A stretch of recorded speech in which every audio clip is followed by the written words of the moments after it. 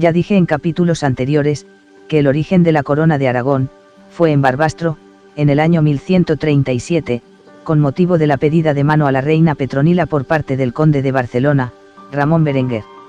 Sin embargo, oficialmente la corona de Aragón empieza su largo camino en la historia, en el año 1162. Año de la coronación de Alfonso II en Zaragoza, como primer rey de la corona. Dicho esto, vamos a introducirnos en su biografía sumamente interesante, como no podía ser de otra forma.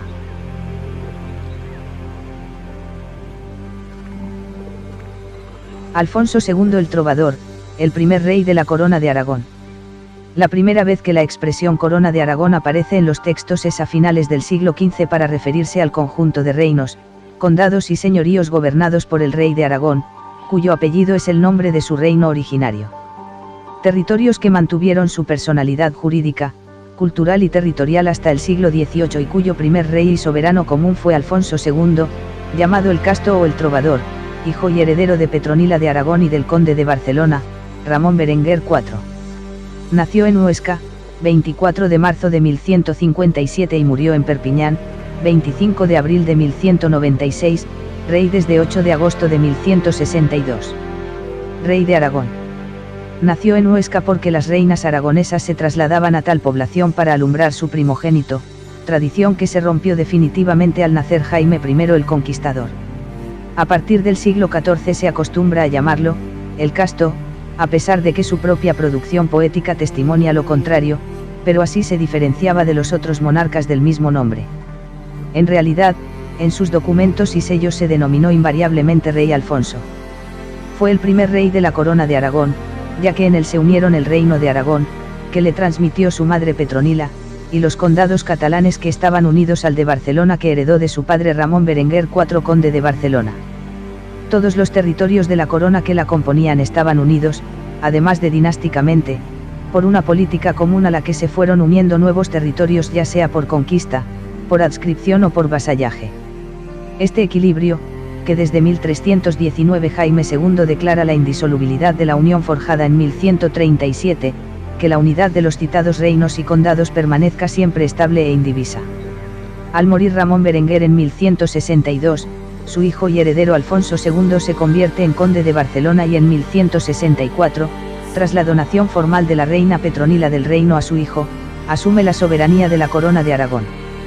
Alfonso II, nacido en 1157, era en ese momento un niño de 7 años por lo que se hizo necesario una tutela poderosa, capaz de velar por la educación del rey y por los intereses del reino. El designado como tutor del joven rey fue Enrique II de Inglaterra, casado con Leonor de Aquitania, prima de la reina Petronila.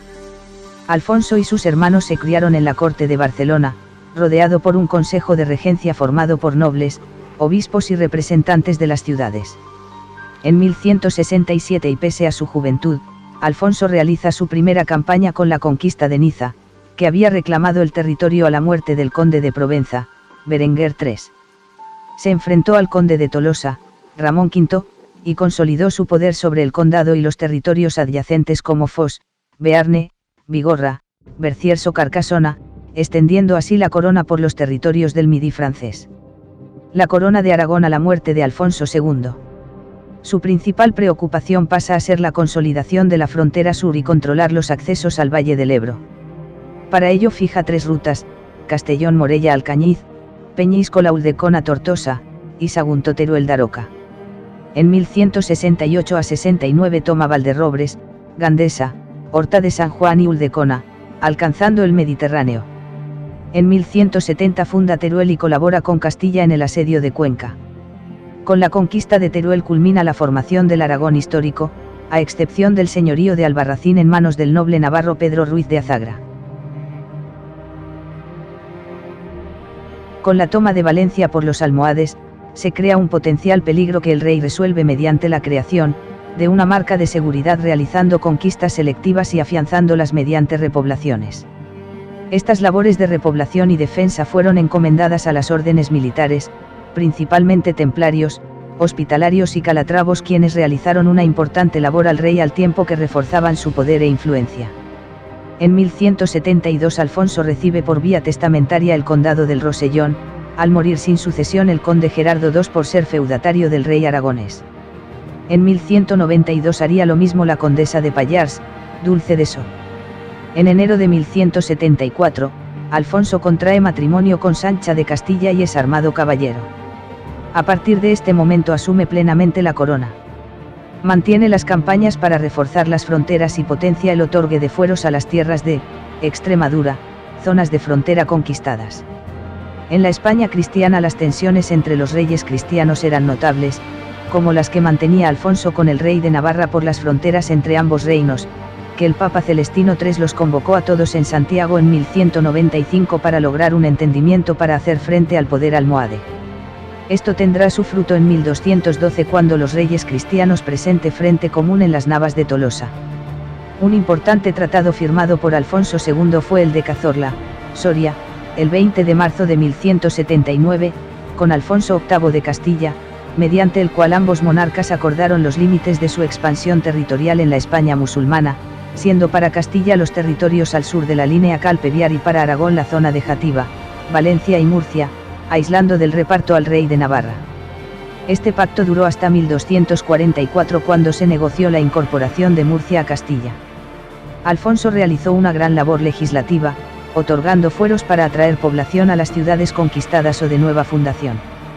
Encargó al jurista Ramón de Caldes la confección de la compilación de juramentos y convenios, Liber Feudorum Mayor, que permitía al rey saber con exactitud cuál era la relación que le ligaba con las distintas casas nobles del reino.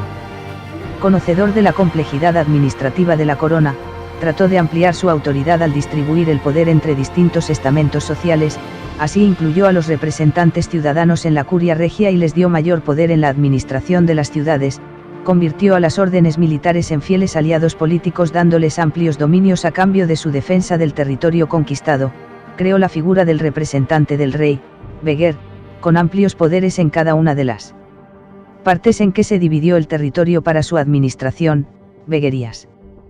Creó una corona de Aragón bien organizada internamente y fuerte en el ámbito internacional gracias a sus amplios dominios y a la solidez de su autoridad real.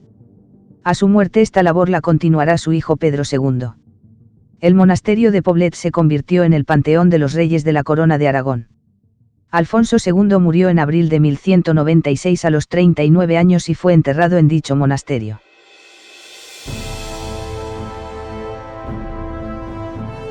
Descendientes. Testimonio documental del nacimiento de Alfonso II de Aragón en Huesca. En el lugar de la datación se señala que está escrita, el año cuando doña reina, Petronila de Aragón parió su hijo Alfonso en la ciudad de Huesca. La transcripción del párrafo dice, regnante Raimundo Berengario in Aragón et in superarbio, sobrarbe, Ripacurcia, Ribagorza, et in Barcinona, ipso annou quando udompna regina peperit filium suum adefonsum incivitate oscha. El 18 de enero de 1174 se casó en la Catedral del Salvador de Zaragoza con Sancha de Castilla. De este matrimonio nacieron Pedro II de Aragón, el católico, 1178 a 1213, rey de Aragón, con el nombre de Pedro II, y conde de Barcelona, con el nombre de Pedro I. Constanza, 1179 a 1222, casada en 1198 con Emerico I de Hungría y en 1210 con Federico II en Staufen, sacro emperador romano germánico, rey de Sicilia y rey de Jerusalén. Alfonso, 1180 a 1209, conde de Provenza. Leonor, 1182 a 1226, casada en 1202 con Ramón VI de Tolosa.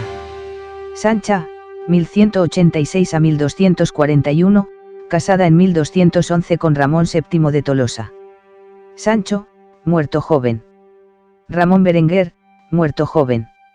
Fernando, 1190 a 1249, entró como monje cisterciense en el monasterio de Poblet y en 1205 fue sacado de Poblet para convertirse en abad de Montearagón. Dulce, 1192, que entró como monja en el monasterio de Sigena, llegando a ser comendadora de la Orden de San Juan.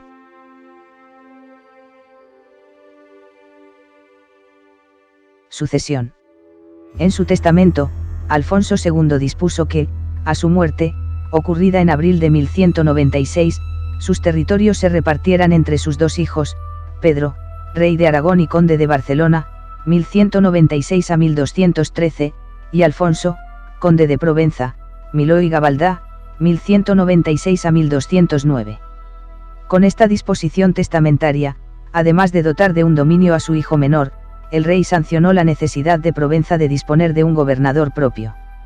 En 1185, Alfonso II había nombrado conde de Provenza a su hijo Alfonso, menor de edad, por eso, el rey encargó el gobierno provenzal a procuradores, como Roger Bernat de Fos, 1185 a 1188, Barral de Marsella, 1188 a 1192, y Lope Jiménez. Ante la duda de ser enterrado en el mausoleo paterno del monasterio de Ripoll, o en el mausoleo conyugal del monasterio de Sigena, se decantó por el monasterio de Poblet, evitando levantar suspicacias. Según su testamento, en caso de haber conquistado Valencia en vida, debía ser enterrado en el Puig, Valencia, lugar que había donado al monasterio de Poblet en febrero de 1176, deseo expresado también por su hijo Pedro II de Aragón y muerto también sin cumplirlo. El rey Alfonso II fue enterrado en la pared del presbiterio, en una caja. Tras la reforma de las sepulturas reales impulsada por Pedro el Ceremonioso, el sepulcro quedó instalado en el primer arco del conjunto escultórico. A la muerte de Alfonso II en 1196 hereda el trono su hijo, Pedro II.